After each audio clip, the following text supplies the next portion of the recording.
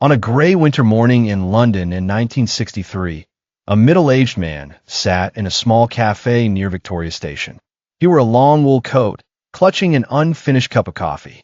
His eyes held a mixture of caution and coldness, as if they were used to observing the world from behind curtain. That man was Harold Kim Philby, one of the most controversial double agents of the 20th century. Philby was born in 1912 into an aristocratic British family and grew up among elite schools that taught him discipline and refined language, but also instilled in him a sense of detachment from masses. At Cambridge University, he was not just a diligent student, but a young man searching for a cause he believed in amid a world collapsing between wars and economic depression. There, he was exposed to leftist and communist ideas, becoming an ideal target for the KGB, which sought men with a noble British appearance but a different loyalty. In the 1930s, he was quietly recruited. The Soviet liaison officer gave him one sentence: "We will plant you in the heart of the British system, and you will grow slowly, like a seed deep in the soil." Philby knew this seed would only bear fruit after many years of patience and deception. With the outbreak of World War II, he joined MI6 and quickly rose through the ranks, thanks to his intelligence and ability to gain everyone's trust.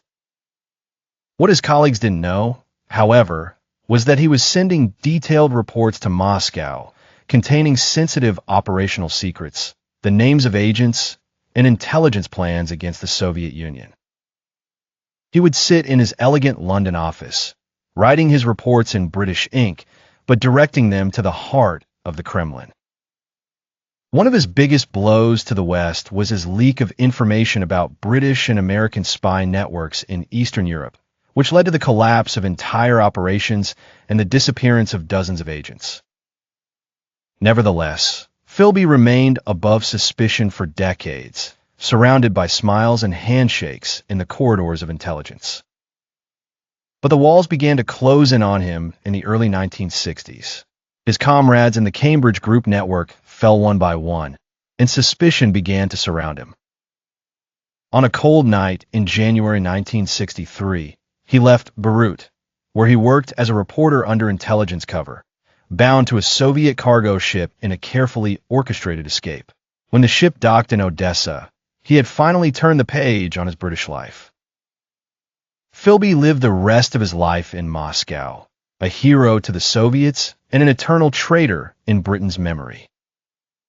He would sometimes sit by his apartment window, contemplating the snow covering the sidewalks, wondering whether he had won his cause or lost himself in a game of dual loyalty that no one could win. He died in 1988 and was buried in Russian soil, far from the land that gave birth to him, but very close to the secrets he had betrayed.